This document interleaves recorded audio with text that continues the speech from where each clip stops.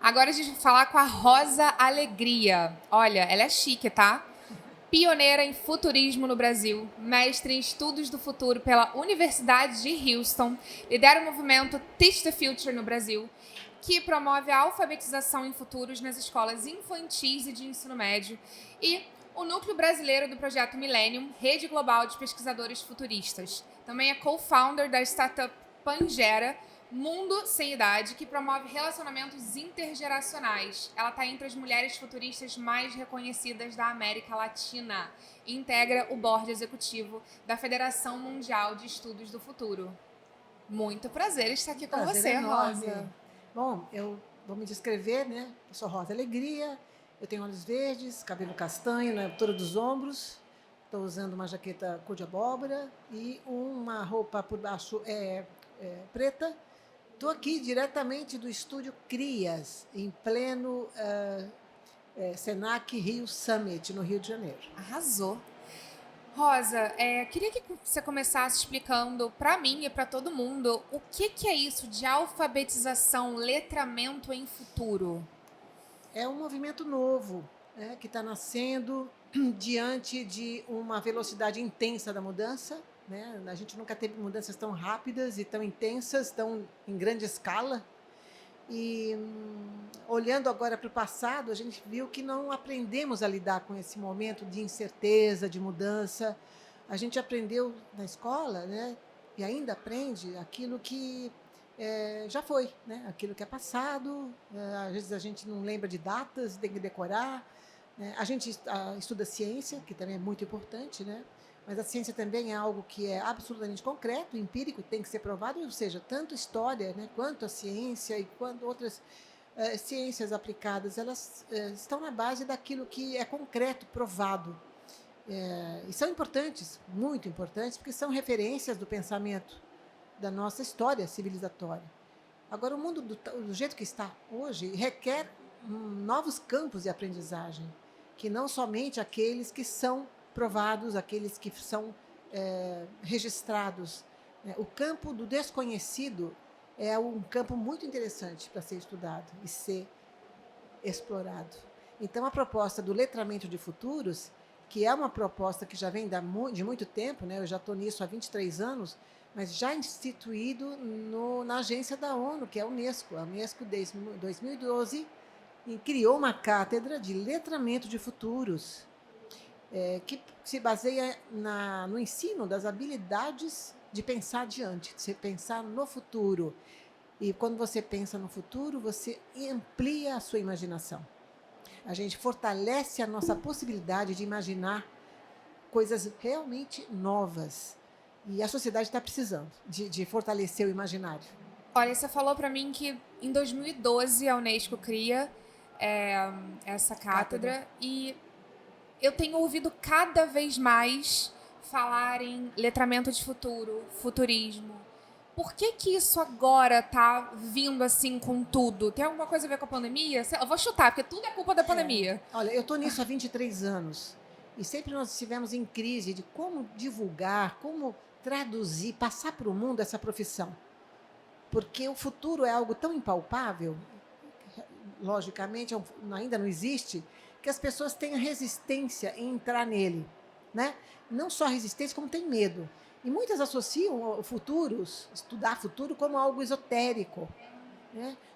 Porque a humanidade, na sua origem, sempre olhou para o futuro. Né? Nós somos seres vivos, os únicos que pensam no futuro. Os animais não pensam no futuro. Mas somente depois de uma grande crise global, que não foi agora, que foi há mais de 70 anos, que foi a Segunda Guerra, é que se pensou em trazer uma aplicação científica do futuro. Né? Utilizar o futuro como instrumento de prevenção de danos, de criação de estratégias. Então, ele nasceu no pós-guerra, né? Depois da Segunda Guerra, quando os Estados Unidos, ganhador da guerra, né, chegou a trazer essa pergunta: e agora? A gente vai continuar ou vai ter uma terceira guerra? E aí, a partir dessa pergunta, se construiu todo um sistema de inteligência com grandes gênios da matemática, né, da teoria dos jogos, Enfim, então isso passou a ser ciência. No passado, Mafê, o futuro era delegado para terceiros. A gente delegava para as pitonisas, para as tarólogas, né, para os profetas. A humanidade sempre delegou o futuro na mão do outro. Qual é o meu futuro? Quero que você me diga. E a partir desse momento de trazer uma visão científica do futuro, a humanidade começou devagar a se apropriar, né, de instrumentos e metodologias que pudessem se traduzir em planos concretos a partir dessa visão de futuro. Então, na educação, você começou a falar da educação, isso ainda não veio, está começando agora. Né? Eu trabalho nisso agora, recentemente, desde 2018, a Unesco, como eu falei, né? E nós temos também um movimento, que é o Teach the Future, que promove educação, letramento de futuros em escolas, não só superiores, escolas de ensino superior, escolas de ensino infantil e ensino médio. Por quê? Porque nós temos essas jovens que vão ser novos líderes, né? E eles precisam olhar para frente e traçar novos caminhos que deixem eles mais potentes, mais fortalecidos, mais positivos diante de um mundo que está na crise da mudança climática, na crise, né, da geopolítica intensa com a guerra. Enfim, a tendência, né, é você se fechar com medo desse futuro.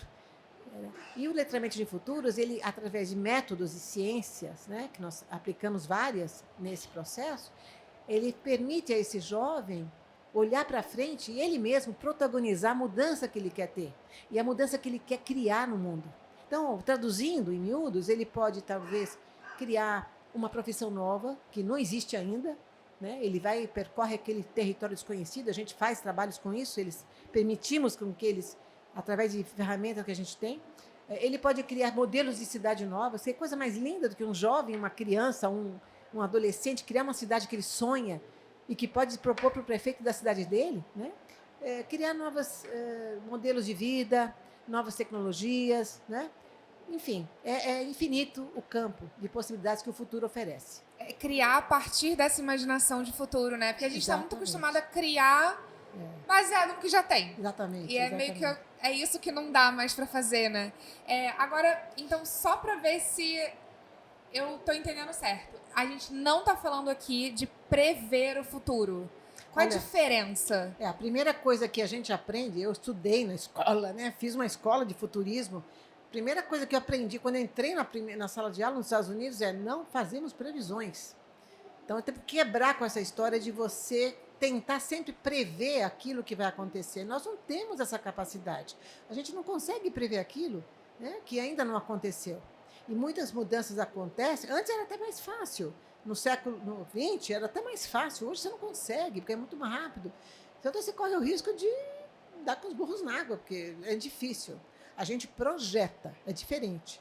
Então você projeta mudanças que você já está vendo acontecer. Esse é um movimento, tá? Você analisa, você tem uma ciência de buscar informação, né, que tem métodos para isso. E a outra parte da história além de projetar o que está acontecendo, é você alcançar o futuro lá na frente, olha, bem na frente, que é esse campo desconhecido, que eu falei na palestra hoje, né? E você amplia o teu imaginário. Quando você amplia o teu imaginário, você alcança um horizonte de tempo lá longe. E sabe o que acontece? Você traz o novo, você traz novas ideias, e aí você faz acontecer. Então, o futuro que está lá na frente, ele vira o presente, porque você, nossa, eu nunca pensei nisso. Então, existe a projeção do que já está acontecendo e a prospecção, a palavra é prospecção, daquilo que ainda não existe e que você traz o futuro e vira o presente. Porque o futuro não existe até o momento em que ele vira presente. E é essa a ideia de prospectar o futuro lá na frente. A escola não promove isso ainda. A gente precisa fazer com que isso ganhe escala no setor de educação, né? Ensino básico, né? E você falando isso, concordo que eu não tive essa abordagem na escola de jeito nenhum. Tô tendo essa abordagem não agora. Tem ainda, não? Exato. Muito poucos têm. E mesmo assim, eu correndo muito atrás de aprender também. Como é que você acha que essa abordagem se insere nas escolas? E até assim, mais na prática, pensando num conceito tão abstrato quanto esse, sim, né? Que no nosso imaginário é esotérico, tá no tarô, na astrologia. Como fazer os alunos entenderem isso, né, Bom, de maneira palpável? primeiramente, falando de criança, que a gente tem uma escola em São Paulo que é Estilo de Aprender, que já colocou o futurismo dentro da matéria da Que escola. legal. Falando de adolescentes também, tem que ser muito divertido, né? Ah, sim. Tem que ser muito divertido e tem que ter muita criatividade. Então, ampliar o imaginário é você fazer com que eles se apropriem de ferramentas e sabe o quê? Fazer coisas que eles não fazem normalmente. Olha aí, o que está mudando? Dá uma olhada na sua casa, vai no ônibus, nas ruas, fazer com que eles despertem, desenvolvam a capacidade de observar mudanças. Isso é uma coisa importante, porque se você não observa mudança, você vai ser atropelado pelas mudanças, né? E aí a gente faz isso, depois tem toda uma ciência. Depois a gente ensina também eles a buscarem informação. Buscar informação não é ficar vendo noticiário na TV, não é ficar só fazendo scrolling nas redes, né? Mas é você detectar aquilo que você está sentindo que é realmente novo. Então a gente ensina isso, como buscar informação. E eles adoram. Inclusive, os jovens e as crianças, principalmente as crianças, têm fascínio pelo passado, porque eles não tiveram passado, né? Eu, como adulta, eu tenho fascínio pelo futuro, porque tem menos futuro do que eles. Eles têm muito mais futuro do que passado. Legal. Então, como eles têm pouco passado, eles são fascinados. Então, a gente estimula a eles explorarem esse passado. A gente dá aula de passado para eles, muitas coisas como eram, né, na época dos pais, dos avós, dos bisavós. E eles entrevistam os familiares, trazem para a sala de aula, por exemplo, como é que se passava a roupa, né, como é que eles estudavam, como é que eram as relações com o professor. Então, a gente faz tudo muito divertido, né? Eu queria só assim estruturar essa conversa dizendo que existe uma ciência por trás, que é um framing, é uma estrutura didática, né, que tem 6 passos. Né? O primeiro vai desde você definir o que tema você quer explorar do futuro. Você quer explorar o quê? Tecnologia, educação, família, não é? Automóveis, Consumo, enfim. A partir daí, desse tópico, você estrutura ele e aí você vai para a informação. A partir dessa se informa, você se analisa e tem um monte de coisa. Você projeta e aí você entra no seu desejo. Depois de toda essa informação que o estudante aprende a obter e analisar, a gente chega no processo do sonho. Qual é o teu sonho? Que mundo é esse que você queria ver com esse tema? Né? Aí ele entra nesse sonho, que é uma coisa bem subjetiva, aí ele faz o desenho desse sonho, ele entra no design. Ele pode fazer uma obra de arte, ele pode fazer um livro, uma história, né? Uma representação artística qualquer. É mais ou menos isso. Então, são 6 passos. Eu vou até falar aqui. Desde assim, a definição, que é o framing, depois o scanning, que é botar informação, rastrear, né? Projetar em cenários, porque tem vários tipos de futuros. Projetar, dê o desejo, visão, que sonho, que mundo você quer, e o desenho. Então, é tudo isso. Aí o plano de ação, desculpe, eu esqueci, o plano de ação. E aí, como é que você vai fazer? Você vai fazer uma carta para o prefeito com essa sua ideia? Você vai criar uma história para seus colegas? Você vai fazer um projeto? Enfim. Então, ele é bem concreto. Ele parte do subjetivo e vai para o concreto. Não basta imaginar, né? E nós temos um instrumento que é o Playbook, é uma cartilha paradidática que se chama Cartilha Pensar Futuros, que o professor pode usar em salas de aula e também as crianças, os pais podem comprar. Né? É mais ou menos isso. Que legal, porque realmente a gente precisa muito do tangível para construir o intangível. Mas o futuro ele é bem fácil de você tangibilizar quando você cria experiências. Você tem que tangibilizar o futuro através de experiências imersivas. Perfeito. Tá? Então a gente faz museus, a gente faz vivências, mentalizações, exposições, várias coisas a gente faz. Eu ia perguntar agora nessa linha mesmo, né? Como é que os educadores podem ser treinados para ensinar futuros? E, além disso, né? Para quem aprende, por onde começa? Como é que começa a curiosidade? Como é que tem ali aquela faísca do... Ai, que legal isso aqui. É pela experiência? O professor, ele tem que ter contato com experiências diferentes? Ou ele tem que ter contato, sei lá, com o tema em si? Ele já começa a ensinar? O professor, falando dele, ele tem que... ter certeza do que se realmente faz sentido para ele, porque ele tem que ter um certo fascínio, ter uma certa vontade de olhar para as mudanças. né? Ele tem que estar apto a isso, aberto. Então, assim, ele tem que despertar curiosidade nos alunos, entrar em coisas desconhecidas, sabe? Ele tem que despertar curiosidade para ele mesmo. Ele tem que promover muitas perguntas, em vez de só querer resposta correta e dar nota, né? Porque o sistema todo é assim. Perguntas, cada vez mais, vão ser para os humanos fazerem melhores e melhores. As respostas já estão nas máquinas. Hoje nós temos máquinas fazendo respostas. Então, para que a gente ainda exige que respostas sejam corretas? Então, não faz mais sentido isso. É o pensamento crítico, né? Exatamente. Enfim, E, então, assim, é começar a fazer a seguinte questão. Como é que eu estou preparando essas crianças? Será que eu estou preparando essas crianças para viverem nos novos tempos? Eu estou ou não estou fazendo? Então, se ele sente que não está, o futurismo na escola é um caminho. E aí ele aprende, ele vai atrás, através da cartilha. A gente também... Até para imaginar a educação do futuro que ele imagina, né? Claro, e nós temos casos de escolas que já treinaram professores, eles já estão replicando nas escolas no mundo todo. Nosso movimento está em vários países, né? Eu posso perguntar, então, Sim. Se vocês já encontraram algum tipo de obstáculo nisso e como vocês estão resolvendo? Os obstáculos sempre existem. Acho que todo o sistema de educação no Brasil, como um todo, principalmente o público, está cheio de desafios.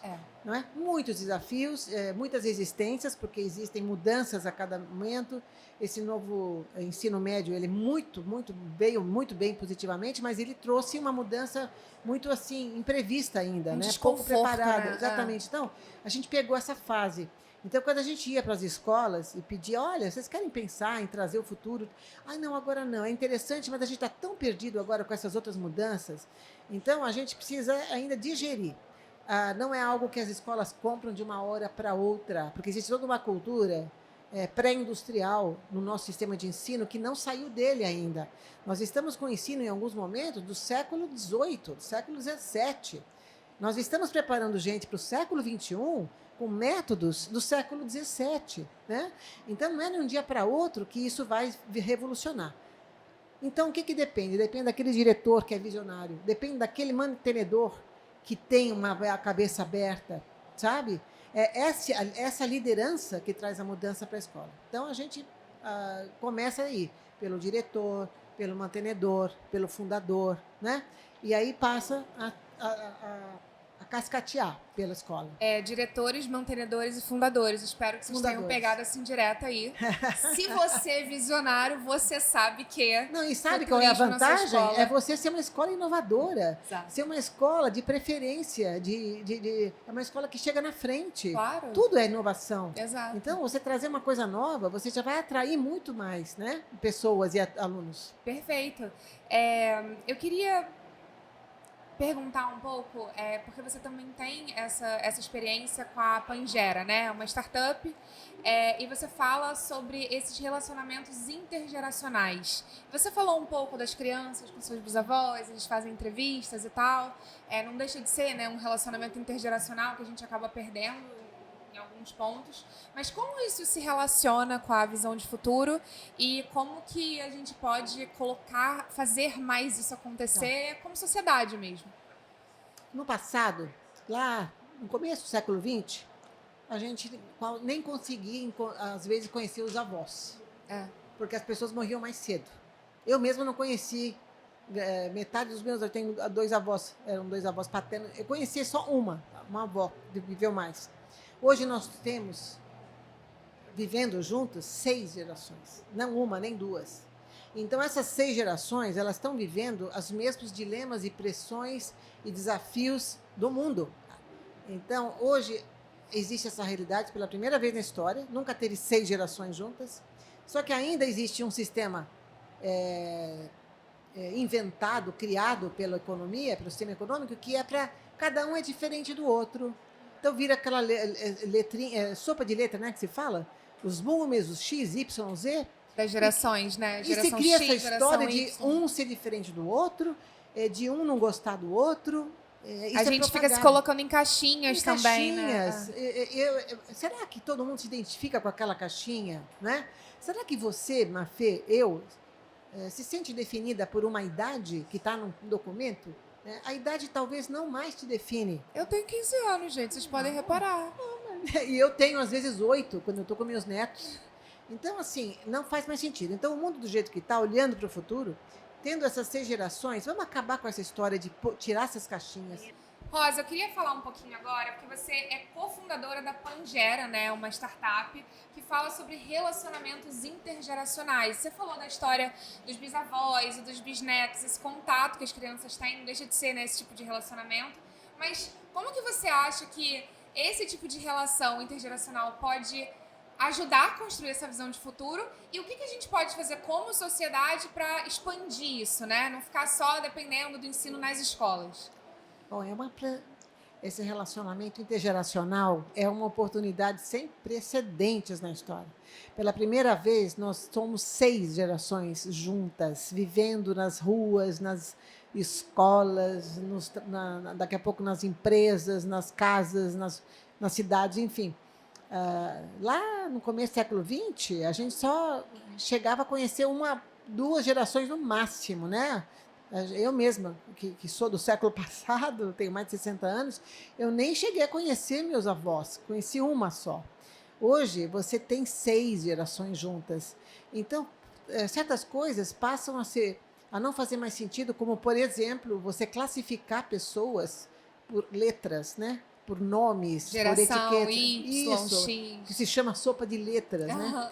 E até pode passar a não fazer mais sentido você definir pessoas pela idade, né? Porque você vive a experiência junto com todos. O mundo é o mesmo para todos. É claro que as linguagens são outras, as especificidades e identidades são diferentes, mas nós estamos juntos no mesmo planeta, com os mesmos desafios e com a mesma potência criativa.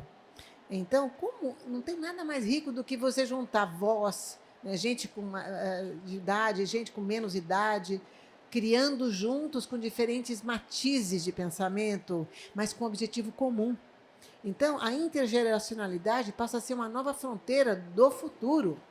E que, por favor, quem está me ouvindo e que ainda se sente excluído ou diferente, passe a pensar diferente.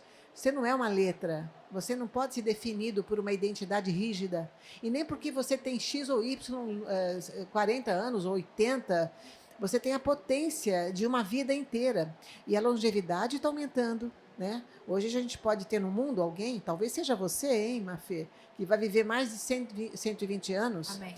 A gente tem também o poder da internet, ou das redes, né?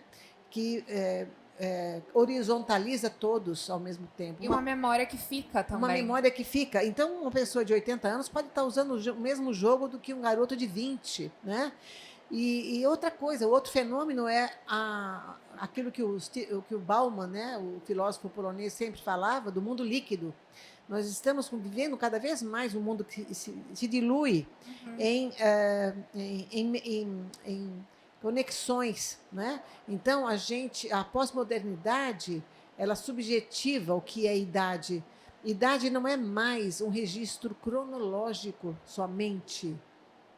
A idade, ela passa a ser também um estado de pensamento. Ela pode passar a ser uma forma de você viver, uma forma de você se relacionar com a vida.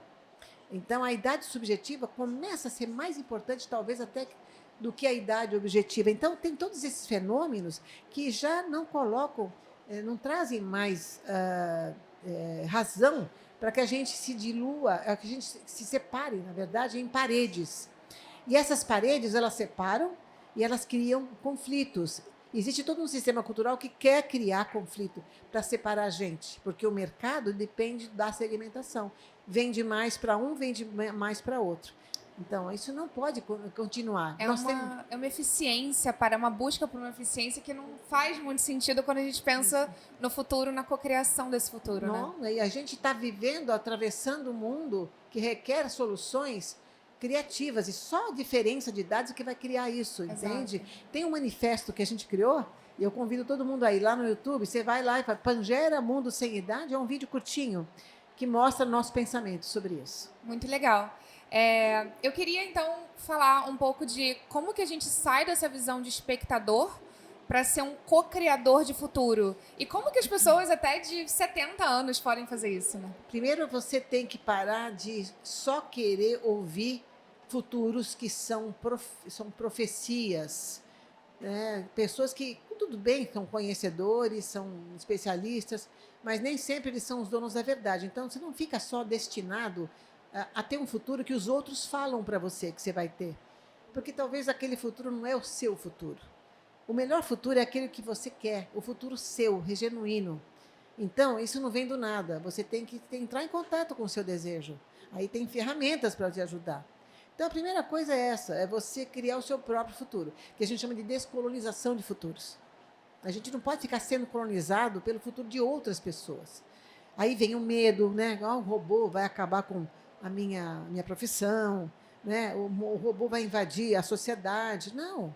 A gente está precisando agora mudar essa chave, né? A gente tem que criar coisas nossas, olhar para frente e dizer que futuro eu quero, como é que eu abraço ele, como é que eu boto a mão nele. E não ficar ouvindo que é o futuro que estão prevendo, e às vezes não é futuros certos, né?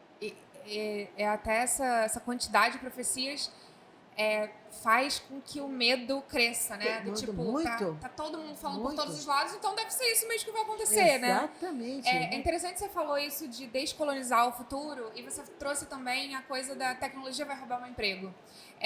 E tem toda uma discussão, né, sobre o quanto que a tecnologia está moldando esse futuro, o quanto que a tecnologia ajuda, o quanto que a tecnologia atrapalha, o quanto a tecnologia é o futuro.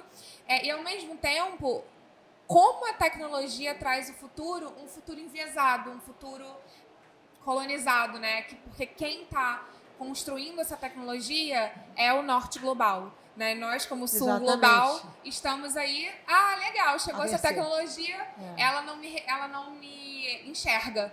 Então, se eu não sou visto, ninguém sonhou meu sonho, como aquele documentário.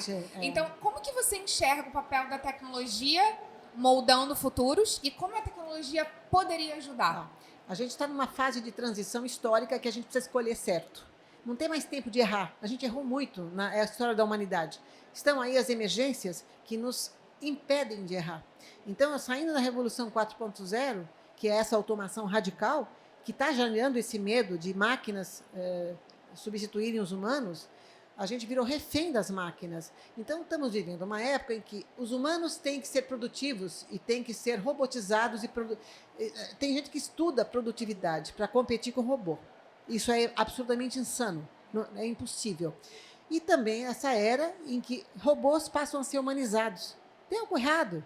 Quando você quer humanizar uma máquina e robotizar um humano, nós temos que ver o que está acontecendo. Então, a nossa escolha agora poderá ser a libertação, né, através da máquina, através da tecnologia.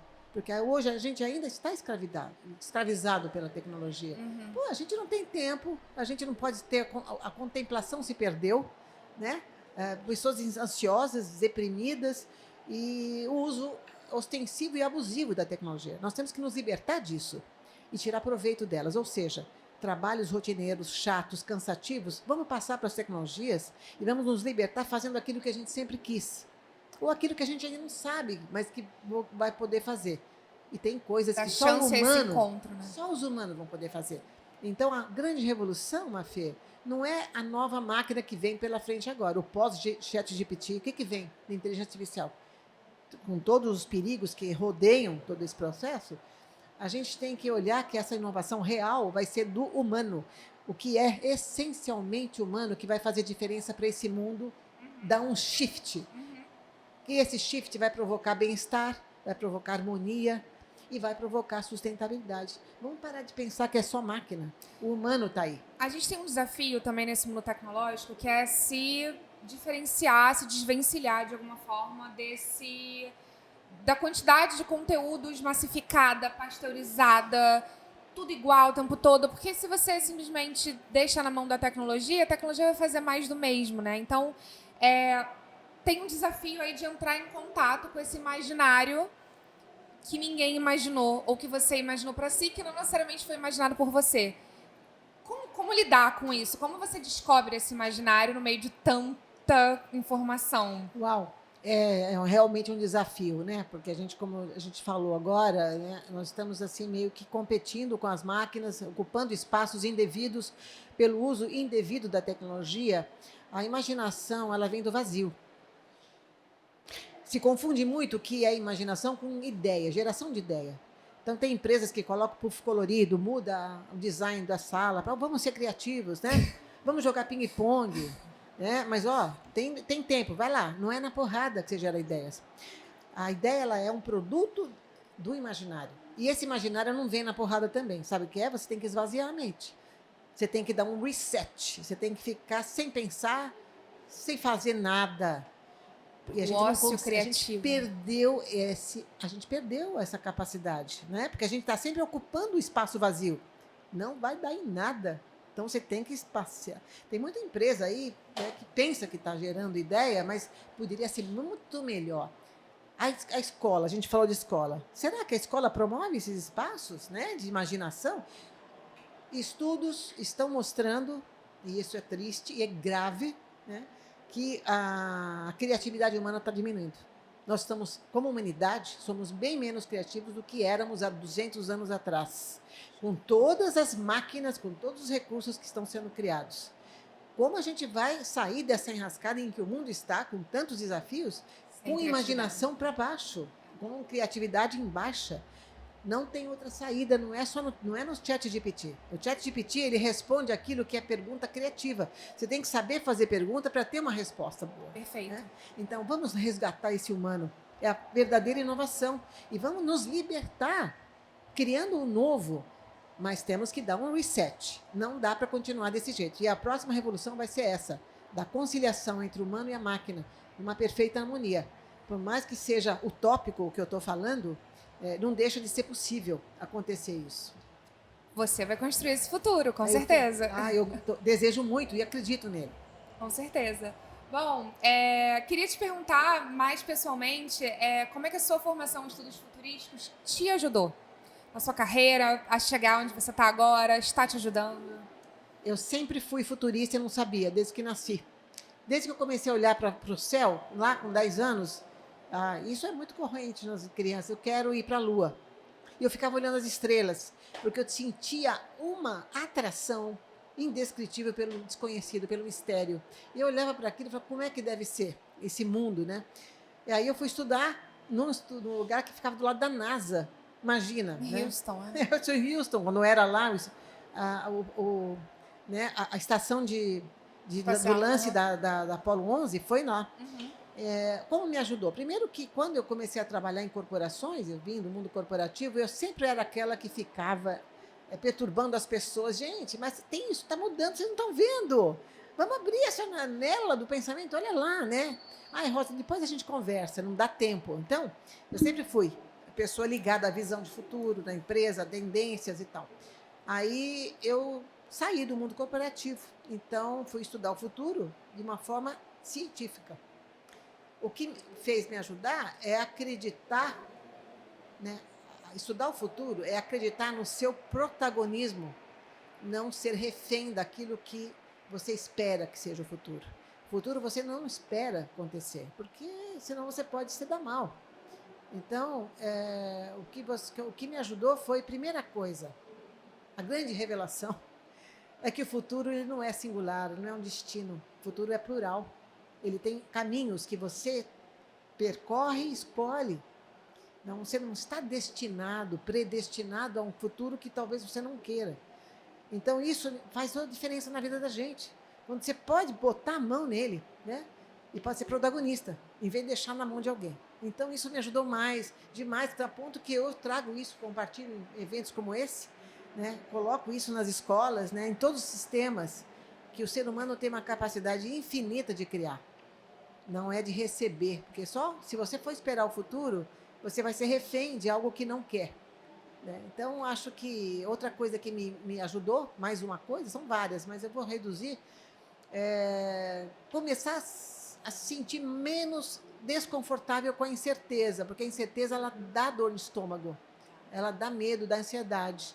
Mas eu vivi coisas na vida, e eu tenho esse trunfo de ser mais velha, né? Tenho mais de 60 anos, de ter errado, acertado. E todas as vezes que eu entrava e me entregava à incerteza e aceitava ela, algo novo acontecia. E sempre foi assim. E aí eu fui provando que a incerteza é um princípio de inovação. Tem uma crise, tem a dor na barriga, tem ansiedade, mas quando você se solta, algo vem de novo. E é essa reset que eu falo. Você tem que dar um reset e ter coragem. Como eu falei na palestra, tem a onda. Tem aquele cara que vai na onda e morre de medo de ela te levar. Então fica parado na areia, com o pé fincado. Você não vai ficar lá, porque você vai ficar sendo puxado pela onda. Mas quando você se entrega ao movimento dela, você mergulha a fundo, certamente você vai estar melhor. Porque você vai viver essa aventura de navegar em algo que é fascinante, né? E vai estar mais seguro do que ficar preso na areia. Isso já aconteceu literalmente comigo. Eu escolhi não ir nem vir. Eu fiquei exatamente no meio e tomei o maior caixote da minha vida. Então, assim, eu tô botando tangível que o melhor mesmo é mergulhar. Em vez de você ficar... é pior. Posso usar outra metáfora? Claro. Já que a gente está usando metáfora, tem a questão... tá num carro, eu gosto do carro, né?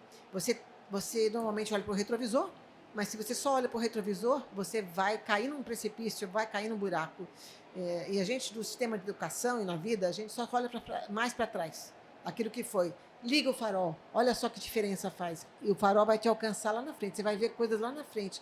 Aí o que acontece? O para-brisa, que está embaçado, ele vai desembaçar, né? Quando você entende o que está acontecendo. Então, eu gosto muito dessa metáfora.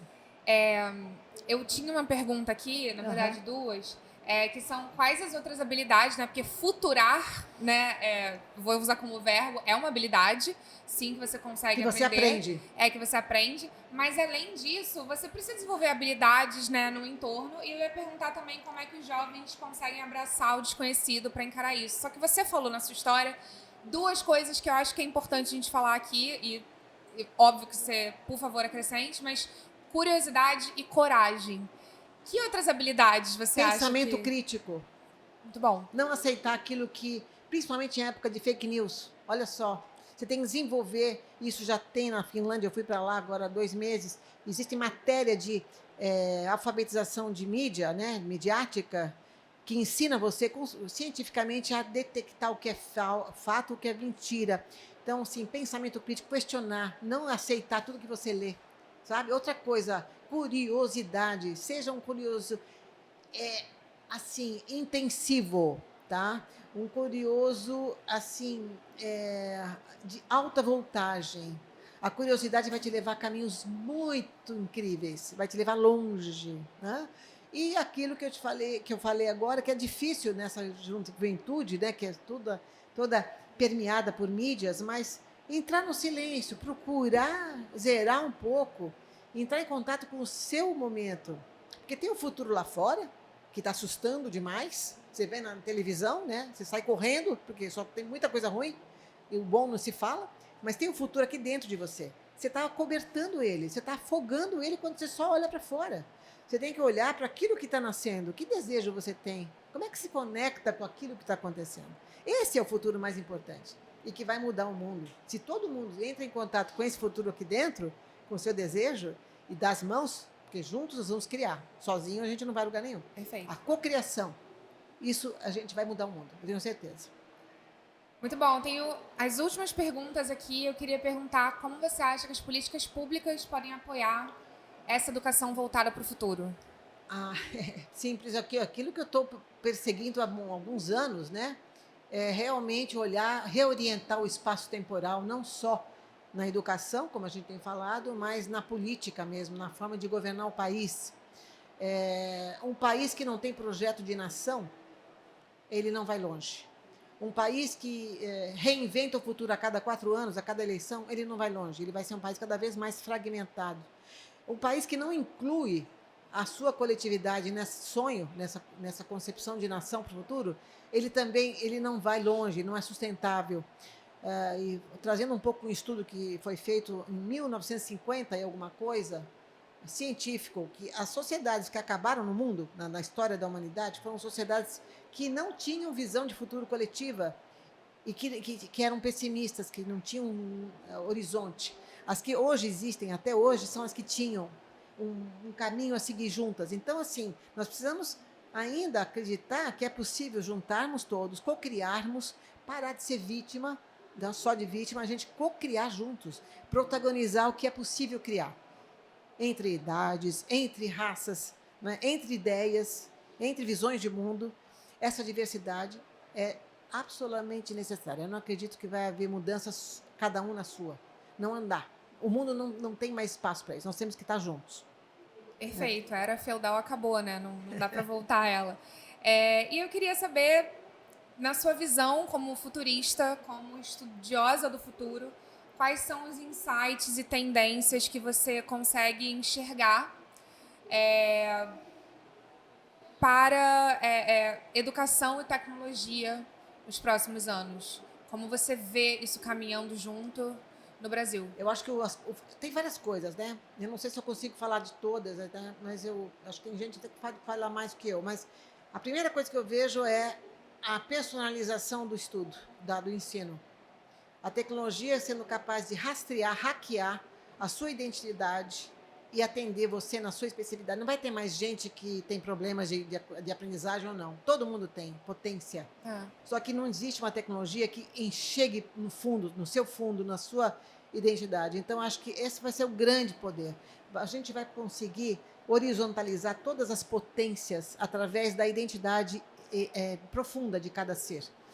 A tecnologia vai conseguir mapear você e vai te atender no processo de aprendizagem único. Né? E fora as outras coisas também, mas eu acho que isso é básico. Todo mundo vai ter direito, não vai ter mais ele é inteligente, o outro não é menos, não vai ter mais isso. Vai ter sim uma questão de identificar qual é o seu processo de aprendizagem. Perfeito. Nossa, vai ser incrível ver isso acontecer.